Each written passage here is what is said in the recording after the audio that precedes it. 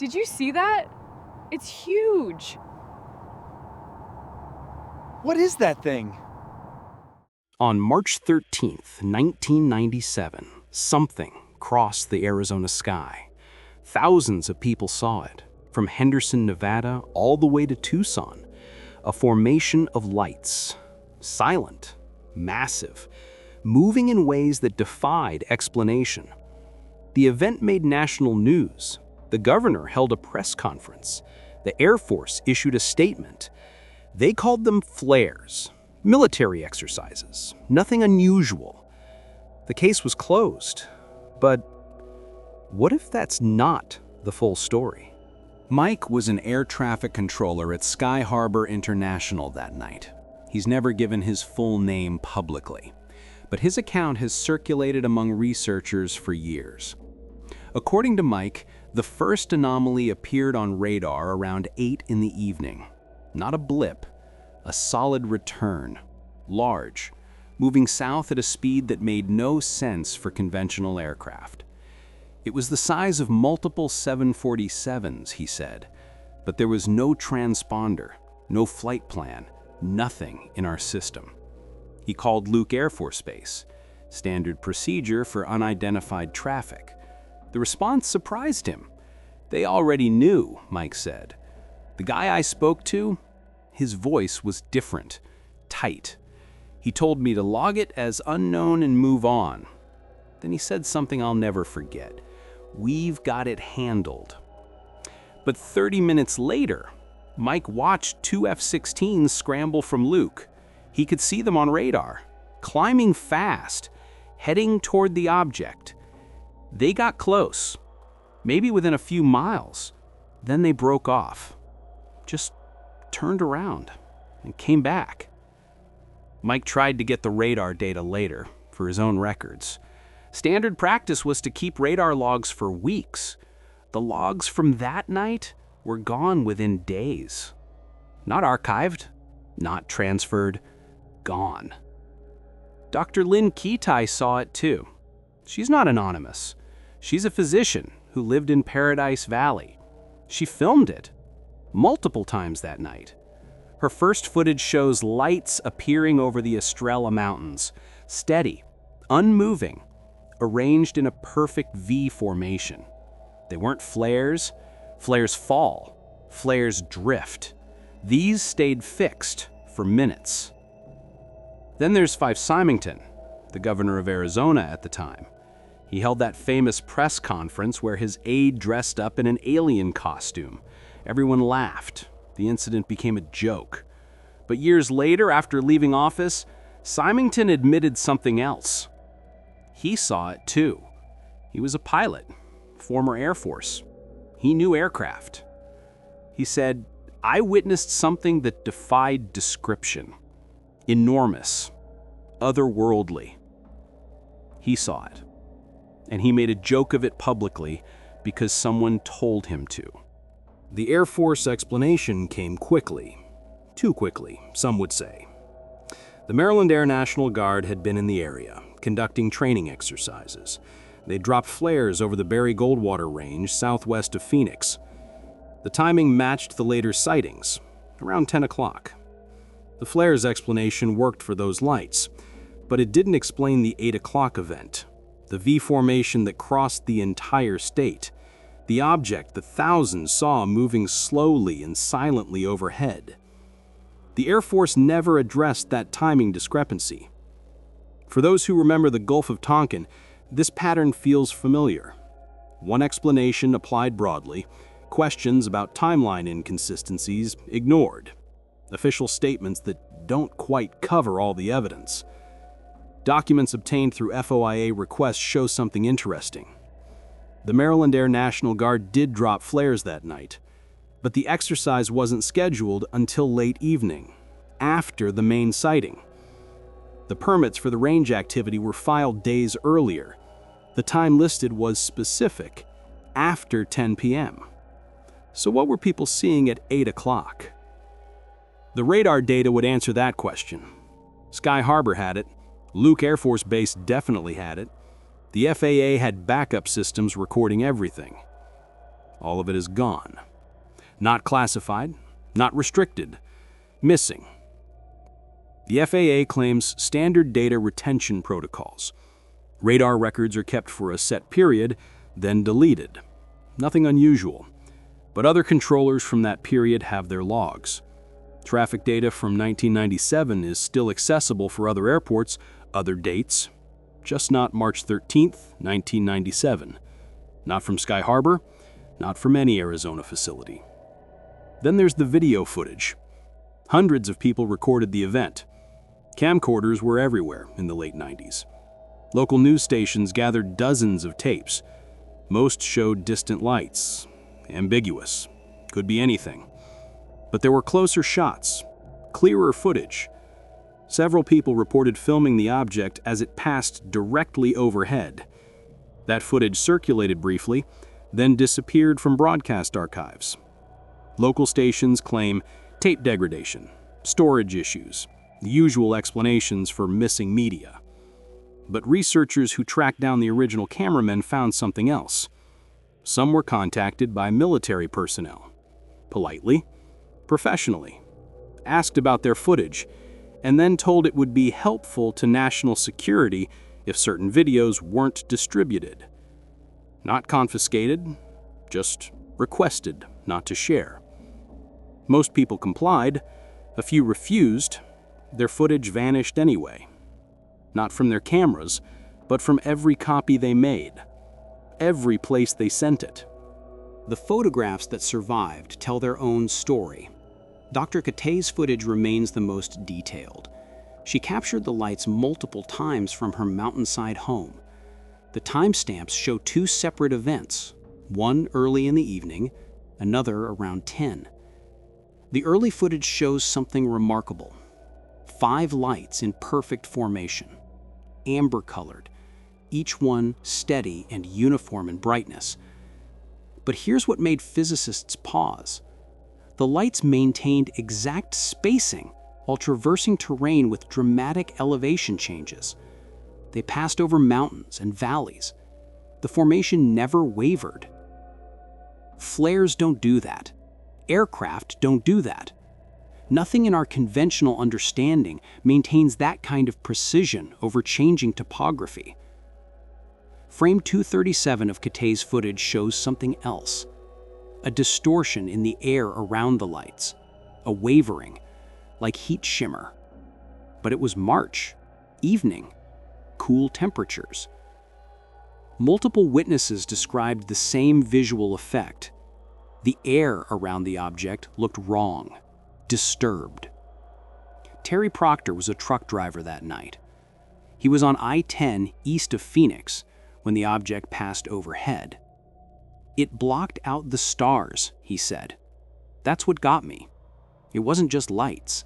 There was something solid between them, something massive." He pulled over. Other drivers did too. They stood on the highway's shoulder, watching this thing drift silently above them. "You could feel it," he said, "not hear it, feel it. A pressure in your chest, like standing too close to a bass speaker." That detail appears in dozens of accounts, a physical sensation. Pressure, vibration at the edge of perception. The military flare explanation doesn't account for this. Flares don't create pressure waves. They don't block out stars in geometric patterns. And they certainly don't trigger the kind of response Mike described at Sky Harbor. Fighter jets don't scramble for flares. The elevation data adds another layer of impossibility.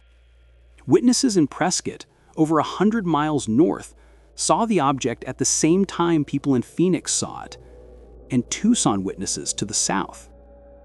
For a single object to be visible across that geographic range, it would need to be at high altitude, very high, above commercial traffic. But witnesses in Paradise Valley and other Phoenix suburbs describe it passing low. Some say they could see structural details, panels or sections, the sense of something metallic. You can't have it both ways. Either it was high enough to be seen statewide, or low enough to show surface details, not both.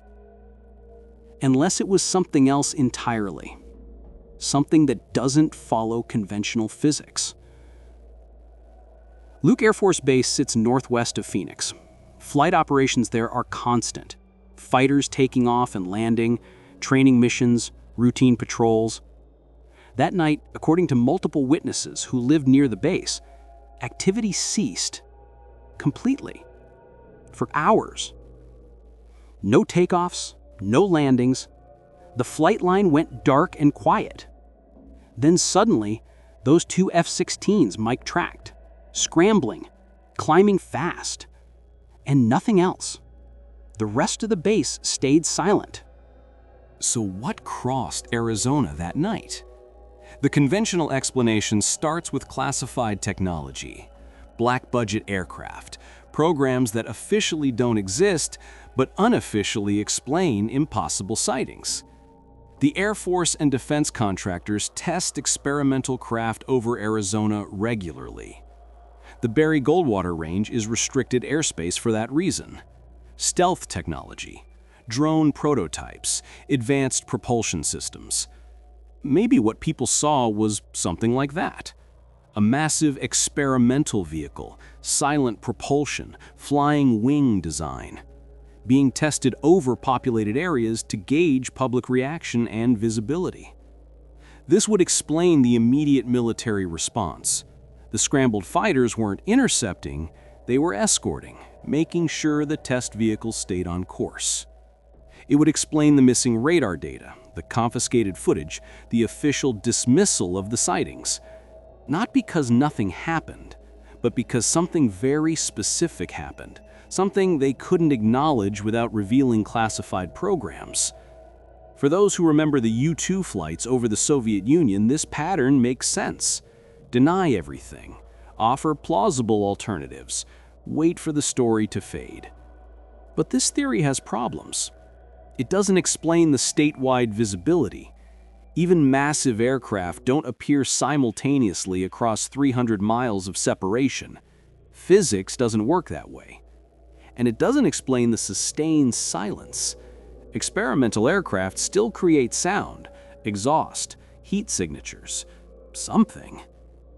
Thousands of witnesses described absolute silence, even those who claimed it passed directly overhead. So we move to the second theory, more unsettling, less comfortable. What if it wasn't human technology at all? The behavior matches nothing in our aerospace inventory. The size was impossible. The silence defied propulsion physics. The formation precision exceeded any human-piloted or computer-controlled system of that era. This is where the conversation gets uncomfortable, but the evidence forces it. If it wasn't ours, whose was it? The Air Force response suggests they didn't know either. The radar tracking, the scrambled jets, Mike's description of the controller's voice. That's not the response to a scheduled test flight. That's the response to something unexpected, something unidentified in the truest sense. And maybe that's why everything disappeared, not to hide what they did, but to hide what they couldn't explain. The missing footage, the erased radar logs, the pressure on witnesses. All of it points to containment, managing public perception when the truth is unknowable. For those familiar with Project Blue Book, this feels like a continuation, the same methodology, different decade. But there's a third possibility, one that researchers hesitate to voice. What if the Phoenix lights were a message?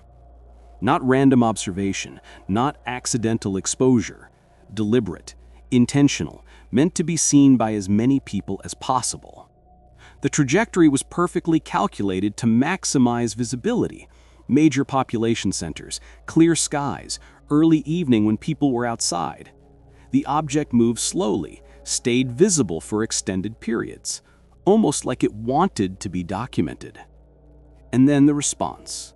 Military scramble, media attention, government denial. Classic pattern, but inverted. Instead of hiding, it ensured maximum exposure. Instead of avoiding detection, it demanded it.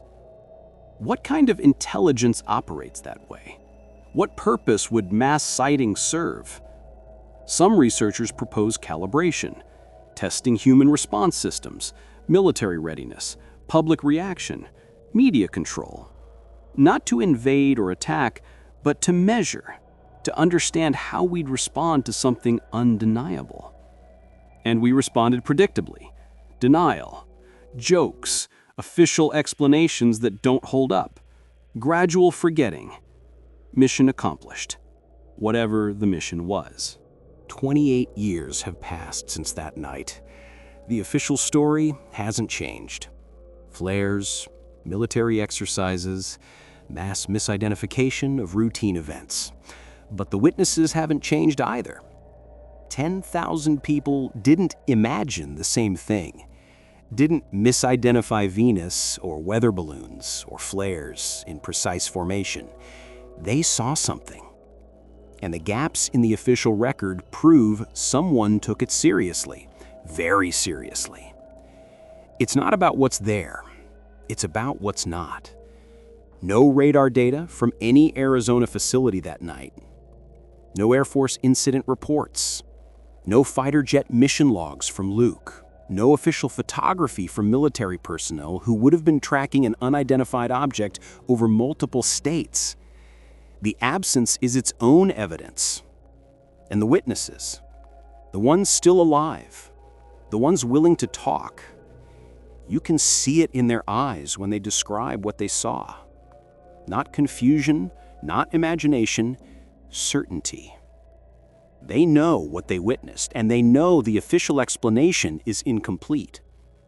Dr. Kitei dedicated years of her life to documenting the event, interviewing witnesses, preserving footage. She didn't do that because she saw flares. Fife Symington, the governor, eventually came forward. He risked ridicule, damaged his credibility. Why? Because what he saw demanded acknowledgement. These aren't conspiracy theorists, they're physicians, politicians, air traffic controllers, military personnel, people with careers and reputations to protect.